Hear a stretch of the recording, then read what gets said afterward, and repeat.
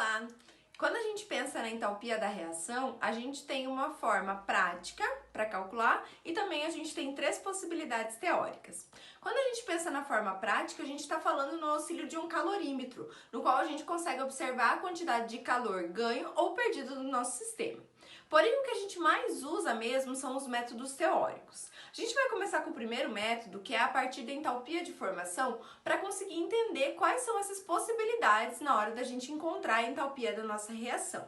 Lembrando que, obrigatoriamente, a forma escolhida vai depender do nosso enunciado do exercício. Então, dependendo dos dados que ele trouxer pra gente, ou dependendo das informações que a gente já tem, a gente vai escolher o melhor método para determinar a entalpia da nossa reação. A primeira, então, é a nossa entalpia de formação. A entalpia de formação, a gente tem essa equação genérica, que é a forma com que a gente se baseia para conseguir determinar, então, qual é a entalpia da nossa reação final. Então, a gente tem que o ΔH padrão da nossa reação é igual à somatória da entalpia padrão de formação dos nossos produtos menos a somatória da entalpia padrão de formação dos nossos reagentes. Então, para isso, a gente precisa primeiro caracterizar quem é reagente e quem é produto. Então, eu coloquei essa reação química aqui da fotossíntese para a gente conseguir identificar isso.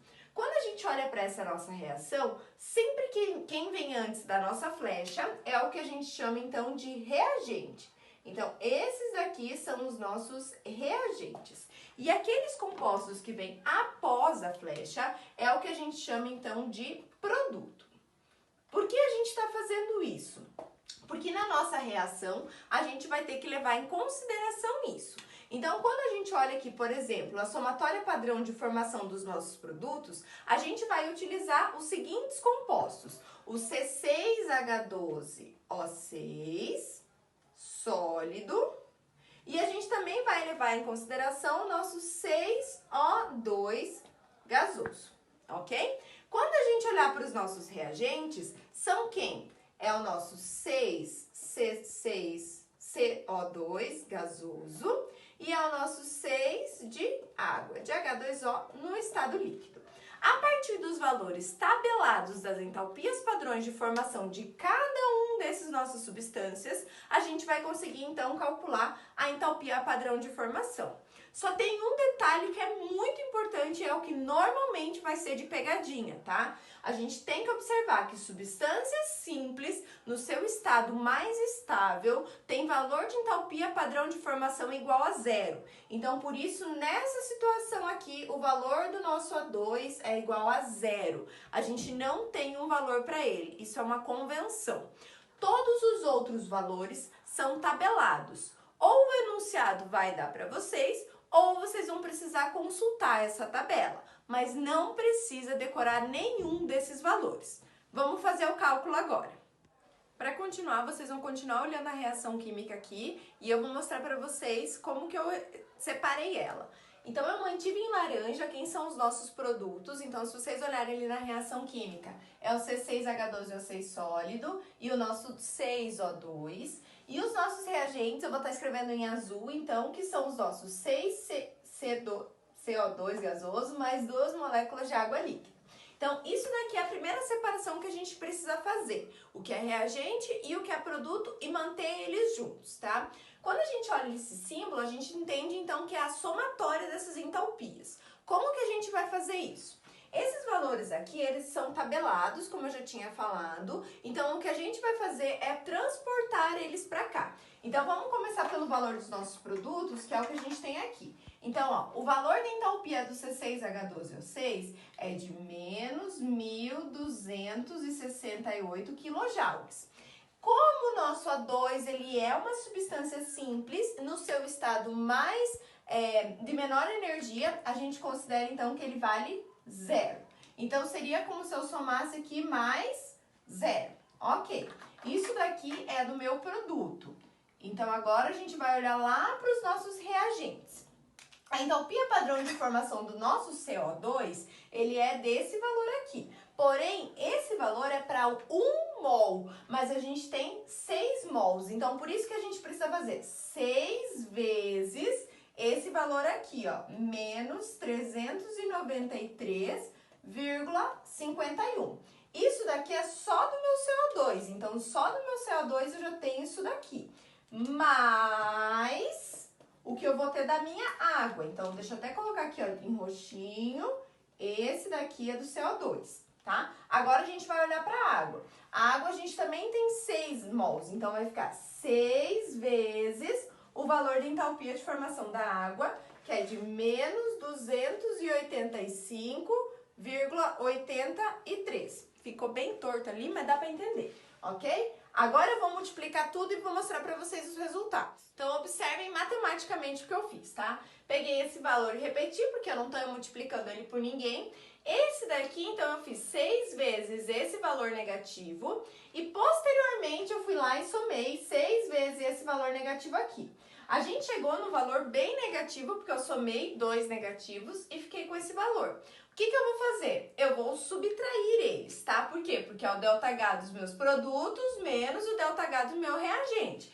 Então, eu fui lá, mantive o valor do meu produto, menos da minha equação, menos o valor que eu cheguei aqui final. Então, por isso que menos com menos vai ficar positivo e por isso que eu vou somar. E o valor final do meu ΔH da minha reação, ele fica um valor positivo. Isso significa que essa reação química, ela é um processo endotérmico, ou seja, ela absorve calor para ela acontecer. Vou fazer mais um com vocês. Esse nosso exemplo é a combustão do etanol. Vou fazer por um caminho diferente, mas aí vocês escolhem qual vocês acham melhor de fazer.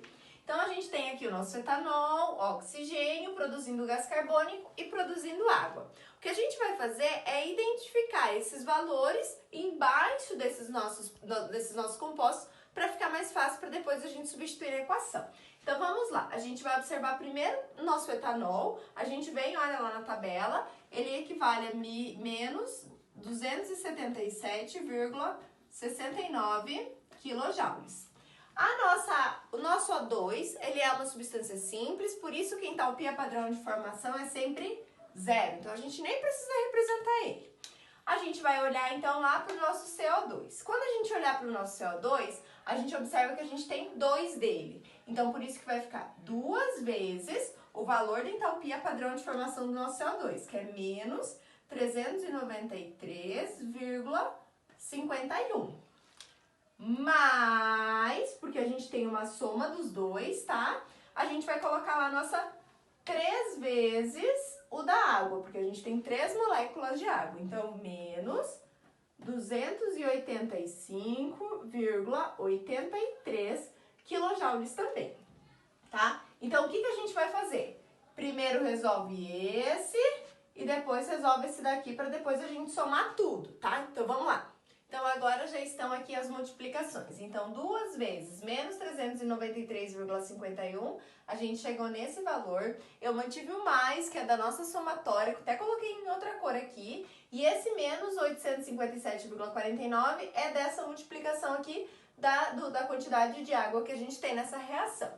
O que eu fiz em seguinte, então na linha seguinte eu mantive então o valor da minha entalpia lá do meu álcool e em seguida eu fiz o quê? Somei esses 2 valores. Pelo fato da gente ter 2 valores negativos, ele permanece negativo. Por quê? Porque é como se a gente estivesse devendo para 2 lugares. A gente obrigatoriamente mantém esse valor negativo. Então eu somo esses 2 valores e a gente chega nesse valor.